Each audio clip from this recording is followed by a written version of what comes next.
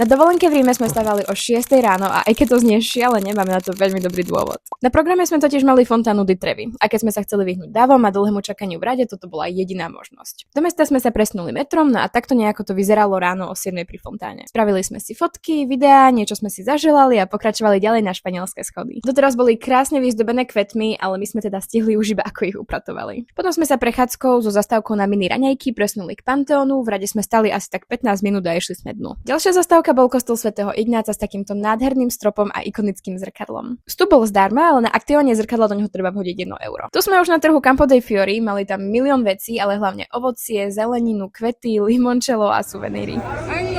Ďalšie 2 hodinky sme strávili vo Forum Romanum a keď sme vyšli na Palatín, tak sme mali tieto krásne výhľady na každú stranu Ríma, vrátane Kolosea, čo bolo našou ďalšou zastávkou. Najprv sme si ale dali obed.